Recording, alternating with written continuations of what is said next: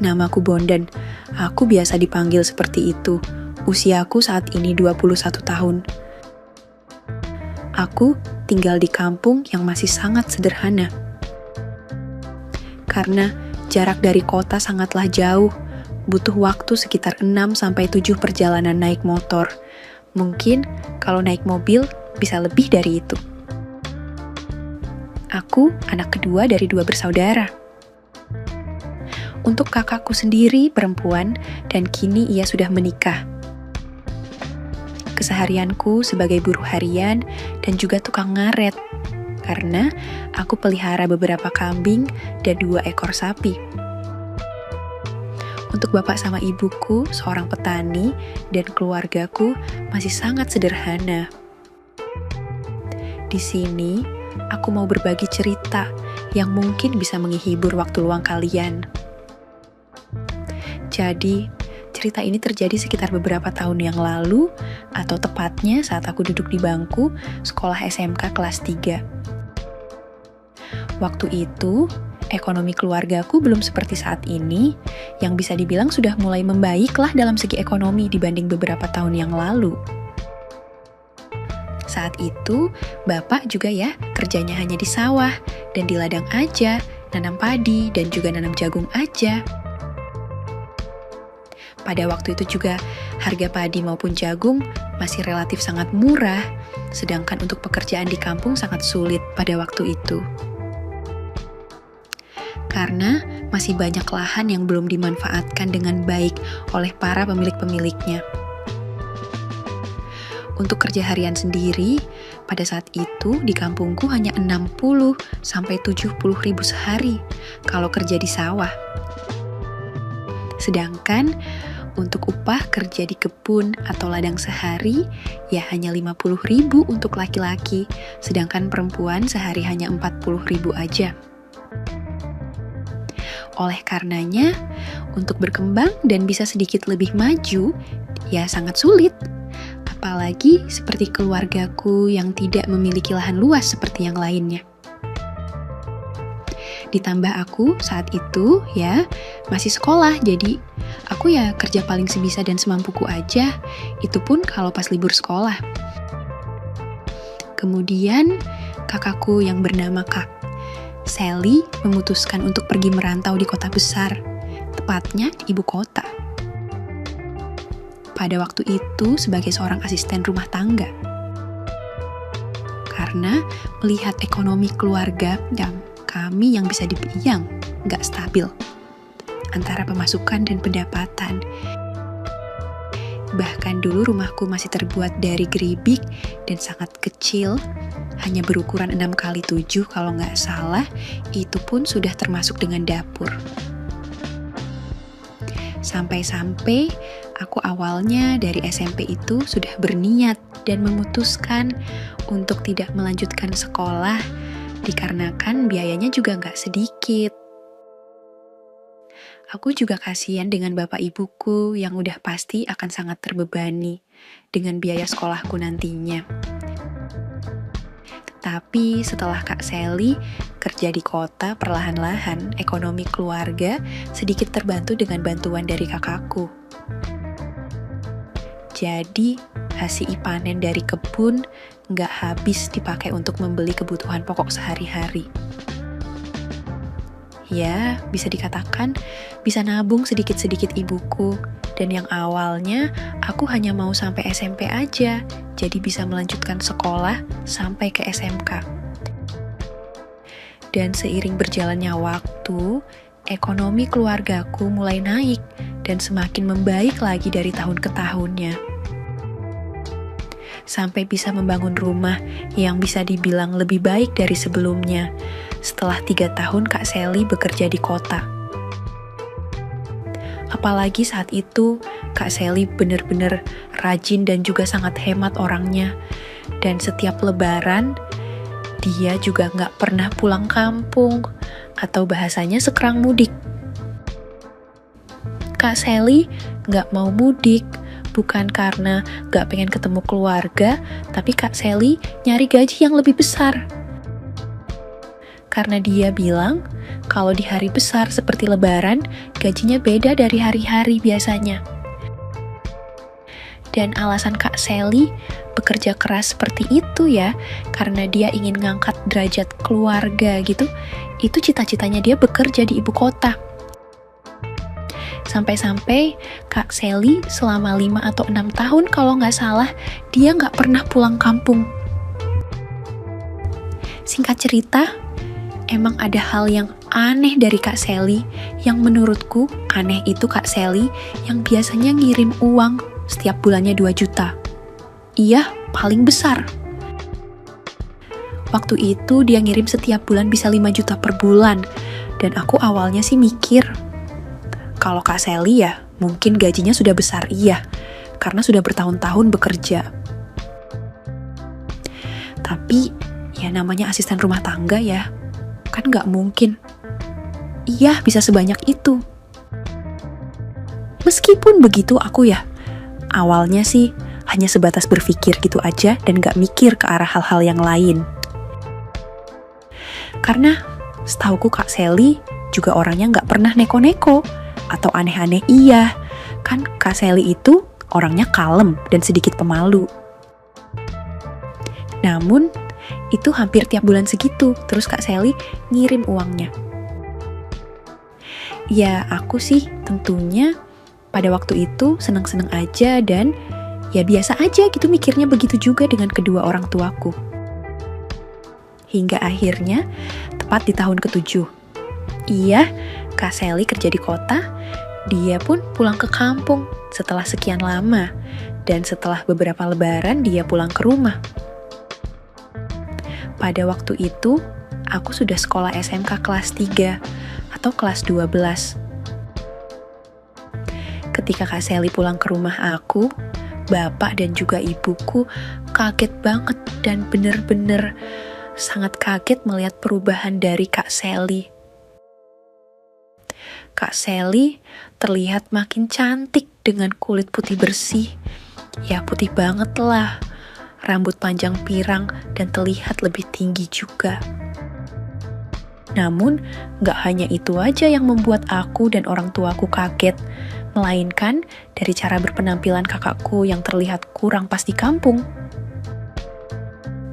Kak Sally lebih suka berpenampilan yang sangat kurang bahan gitu. Kala itu sama ibuku ditanya, "Sally, kamu kok kayak gini malahan setelah kerja di kota, padahal dari kecil kamu lebih suka pakai hijab?" tanya ibuku.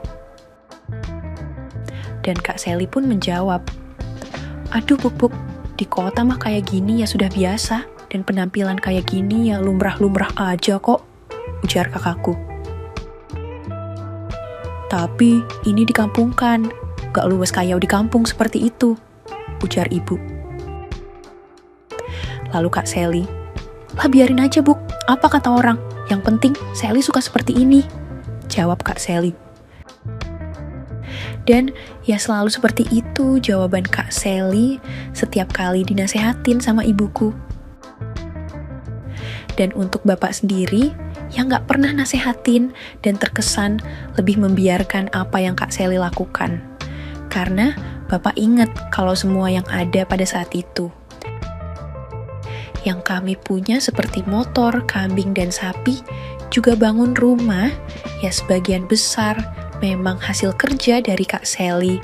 Jadi bapak lebih memilih membiarkan aja. Tak hanya di rumah Kak Sally seperti itu, penampilannya ketika pergi ke pasar, hendak perpekan atau pasar terakhir sebelum lebaran. Kalau di kampungku disebut perpekan gitu nyebutnya. Kak Sally diramai dan padatnya pasar. Kak Sally percaya diri banget memakai penampilan seperti itu. Ibuku SMPI malu sendiri karena Kak Sally jadi pusat perhatian orang. Tapi ya karena Kak Sally susah dibilangin, jadi ya ibuku biarin aja. Kebetulan waktu itu Kak Sally di rumah 3 bulan, dia di rumah belum kembali ke kota untuk kerja lagi. Jadi saat itu setelah banyak orang tahu kalau Kak Sally ada di rumah, setiap malam rumah selalu ramai. dengan banyaknya cowok yang datang ke rumah untuk ngapel. Bahkan, kalau malam minggu bisa sampai ada 7 sampai 10 motor, dan kadang ada yang sendiri, kadang ada yang boncengan juga. Ya, mereka semua datang ke rumah untuk ngapel di rumah. Gak hanya yang satu kampung aja yang ngapel, tapi lebih banyak yang dari luar kampung juga pada ngapel di rumah. Sampai-sampai di rumah yang namanya gula, teh sama kopi, juga jajanan sampai numpuk banyak. Apalagi ya tahu sendiri Kak Sally, meski banyak yang ngapel dia penampilannya. Kayak gitu, siapa sih yang gak pengen kenalan? Memang di tempatku, tradisi seperti itu masih ada waktu itu. Kalau sekarang, ya masih tapi nggak seperti dulu. Karena sekarang sudah terbantu sama sosial media. Namun, dari semua hal itu, yang paling membuatku sangat amat kaget ketika Kak Sally meminta aku adiknya untuk membantunya. Jadi, pagi itu sekitar jam 9 pagi, aku sudah pulang ngaret atau nyari pakan buat ternak. Sesampainya di rumah aku langsung mandi, kemudian aku terus sarapan. Soalnya, aku berangkat ngaret itu jam 6:30 pagi, dan kadang ibuku belum selesai masak atau bikin sarapan. Jadi, aku sarapan sepulang nyari pakan ternak. Saat aku lagi makan, Kak Sally ini dari ruang tengah, dia udah ngeliat-ngeliat ke arahku terus.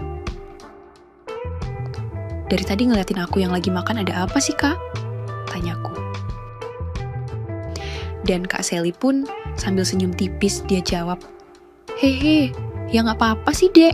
Tapi diperhatiin kamu enteng juga ya, Dek," ujarnya. "Lah, kalau itu jangan ditanya, Kak. Aku loh calon menantu idaman emak-emak," jawabku gitu kan. Kemudian Kak Sally pun nyamperin aku lalu dia duduk di depanku. "Halah, idaman gimana lah? Pede banget kamu ini, Dek. Emang udah ada pacar kamu, Dek?" tanya kakakku. "Hehehe, ya belum iya, Kak. Malu juga akunya, Kak," jawabku. Terus Kak Sally pun ngejawab, "Lah kan, kayak gitu kok calon mantu idaman," ujarnya. Pada waktu itu, Kak Sally dia duduk di depanku sambil makan kerupuk dan tepat di depan, aku tak sengaja melihat sesuatu yang belum pernah kulihat sebelumnya, dan itu sepenuhnya. Terus aku bilang ke Kak Sally, "Kak, itu sengaja, apa gimana lah kakak ini? Ada adeknya lagi makan juga," ujarku. Terus Kak Sally pun sambil makan kerupuk, dia jawab, "Duh iya, gak tau kakak, Dek. Jadi lihat kamu, Dek. Terlalu asik makan kerupuk, jadi gak ngeh, Dek." Dasar. Tapi kenapa sih kak kok gak kaya dulu penampilan kakak ini? Tanyaku. Dan jawabnya, "Ya semua orang kan bisa aja berubah. Iya kan, mulai dari penampilan juga orang kan berubah, mengikuti perkembangan zaman. Dan kakak, ya sukanya seperti ini, lebih nyaman aja, Dek," jawab kakakku. "Hade luas aja enggak, Kak. Emang sih, kalau yang lihat ya pasti seneng. Tapi yang aku heran Kak Sally, kok malah percaya diri gitulah," ujarku sambil makan. Dan Kak Sally sambil makan kerupuk, dia jawab, Iya, kakak percaya diri, kan kakak cantik. Ya udah, pasti percaya diri dong," jawabnya. Lalu aku sambil cuci tangan aku jawab, "Halah pret kakak." Setelah itu, aku duduk di ruang tengah sambil nonton TV. Sedangkan Kak Sally sendiri, dia sambil membawa wadah kerupuk. Dia duduk di kursi sambil terus ngemil makan kerupuk. Kebetulan, emang pagi itu bapak sama ibu lagi gak ada. Bapak lagi di kebun coklat, lagi panen buah coklat di kebun. Sambil nonton TV, aku sama kakakku awalnya hanya ngobrol-ngobrol biasa aja sambil bercanda gitu aku sama kakakku. Tapi semakin lama obrolan Kak Sally ini udah kemana-mana, sampai tiba-tiba dia bilang, Dek, kamu mau enggak bantuin kakak, Dek? Tanya kakakku. Bantuin apa lo, Kak? Nanti loh, aku lagi seru ini nonton film di TV, jawabku. Ada iya bantuin kakak Yok. Penting ini deh, nantinya juga kamu akan tahu kok. Yok lah bantuin kakak dulu sebentar aja ya, katanya. Iya, aku bantuin kak. Tapi aku suruh ngapain? Aku suruh bantuin gimana loh kak? Jawabku. Terus Kak Sally pun bangun dari tempat duduknya, lalu nutup pintu. Terus dia bilang, ini loh dek, ngerti kan? Terus aku pun kaget kan pas Kak Sally bilang GTU. Kak, udah ngawur apa gimana kakak ini? Gak maulah bondan, ada-ada aja. Ya elah dek, bentaran aja napa bantuin kakakmu ini dek. Ayolah bantuin dek ntar juga kamu. Kalau udah tahu ya pasti jadi rajin bantuin kakak. Ya awalnya aku tetap bersikuku gak mau bantuin kakakku. Tapi Kak Sally terus aja memaksaku supaya aku mau bantuin dia. Dan jujur sih, aku ya sebenarnya ada rasa penasaran yang tinggi juga. Walaupun di sisi iyain, aku sangat tahu betul itu kakakku sendiri. Hingga pada akhirnya, aku pun mau membantu kakakku itu. Dan saat itu, aku pun kaget setelah tahu kok Kak Sally udah gak punya lagi yang seharusnya dia masih punya dan masih dia jaga. Lalu, aku bilangkan sama Kak Sally setelah selesai bantuin dia, Kakak, kok sudah nggak punya itu lagi kak? Tanyaku. Dan si Kak Sally bilang, emang iya dek, kakak sudah nggak punya. Ya kamu ngerti lah, dek namanya juga di kota dek. Jawab Kak Sally. Kemudian, aku pun setelah itu hendak kembali nonton TV, tapi sama Kak Sally, aku disuruh bantuin dia lagi sampai jam 11 leng. Kemudian, setelah itu, aku terus nonton TV, dan gak lama kemudian, bapak sama ibuku baru pulang dari kebun coklat. Lalu aku pun bantuin bapak sama ibu ngupas kulit buah coklat. Dan keesokan harinya, aku kan libur sekolah sih. Ya karena udah selesai semester, jadi libur sekolahku dan hal yang sama lagi, seperti kemarin. Itu terjadi lagi. Aku kembali diminta untuk membantunya lagi dan ya aku udah pasti semangatlah bantuin kakakku itu, apalagi aku udah tahu kan seperti apa. Meskipun awalnya aku selalu bilang enggak, apalagi seusia aku ya, lagi seneng-senengnya iya kan untuk mencoba hal-hal baru. Dan itu terus seperti itu hampir tiap hari, aku disuruh sama kakakku buat bantuin dia. Dan singkat cerita, setelah 3 bulan di rumah, Kak Sally, kemudian dia kembali ke kota lagi untuk bekerja. Kak Sally, kalau pas aku fit call, dia selalu gak mau angkat dan selalu terus ngasih alasan. Bahkan ibuku mau fit call aja, Kak Sally selalu bilang lagi, kerja dan ini itu terus. Tapi semenjak saat itu, aku baru ngeh kenapa Kak Sally bisa kirim uang ke ibu lumayan banyak tiap bulannya. Dan aku pun baru tahu apa kerjaan sampingan kakakku sebagai asisten rumah tangga. Aku baru ngeh dan paham setelah Kak Sally sendiri yang nyuruh adiknya sendiri buat bantuin kakaknya. Namun, meskipun begitu, aku hanya diam aja dan gak bilang ini itu ke ibu ataupun ke bapakku.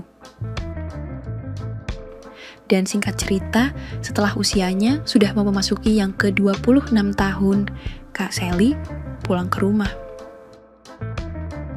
Dia sudah memutuskan untuk gak merantau lagi di ibu kota, mengingat Kak Sally sudah lama banget dia di kota.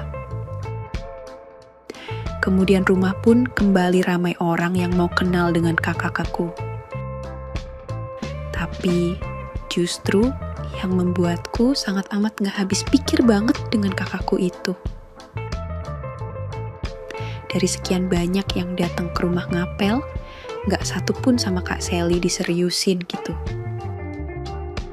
Dan setiap kali bapak sama ibu nyuruh Kak Sally cepet menikah, dia selalu bilang belum ketemu yang srek dan yang pas baginya. Padahal dari sekian banyak yang datang ngapel itu, ya ganteng-ganteng, dan juga ada sebagian yang berasal dari keluarga mampu, dan sebagian ya sama sepertiku. Tapi Kak Sally sama sekali hanya menganggap teman aja gitu, nggak ada yang diniatkan serius sama kakakku itu. Hingga akhirnya, tepat di hari raya, ada seorang pemuda yang baru pulang dari pondok, atau nyantri kalau di tempatku disebutnya. Dan aku sih nggak tahu pasti seperti apa, karena kakakku yang jalani.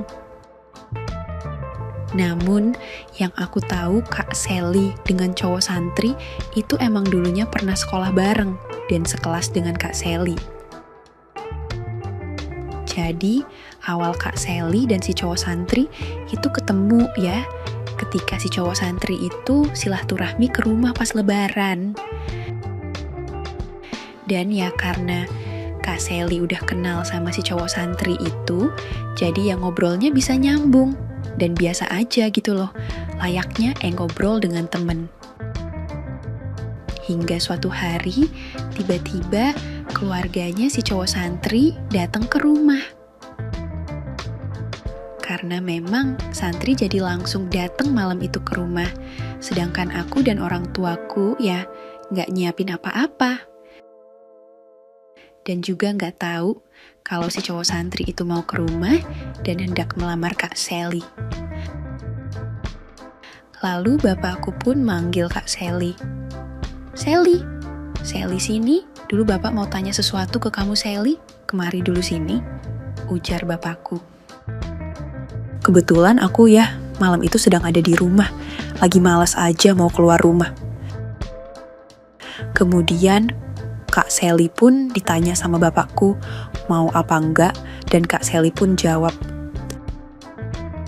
"Iya pak, aku mau kok dan aku terima," ujar Kak Sally. Singkat cerita, seiring bertambahnya waktu, si cowok santri itu bisa membuat kakakku perlahan lebih baik dan mau benah dengan penampilannya. Ya intinya, semakin hari Kak Sally jadi kelihatan lebih bak dari biasanya. Dan yang paling membuatku gak percaya itu, kok seorang santri, ganteng, orangnya ramah, dan juga berasal dari keluarga yang bisa dibilang mampu tapi mau menerima kakakku. Kalau melihat penampilan kakakku, juga banyak emak-emak yang gak suka, tapi si cowok santri itu mau menerimanya dan mau menjadikan kakakku istrinya. Kemudian, selang beberapa bulan, Kak Sally akhirnya resmi menikah. Penampilannya Kak Sally yang awalnya masih seperti sebelumnya, tapi setelah menikah perlahan-lahan, Kak Sally malah lebih taat lagi dari sebelumnya. Kak Sally yang sudah lama gak pakai hijab, kini kakakku satu-satunya itu lebih terlihat sangat soleha. Dan aku sekeluarga pun seneng melihat perubahan dari kakakku itu.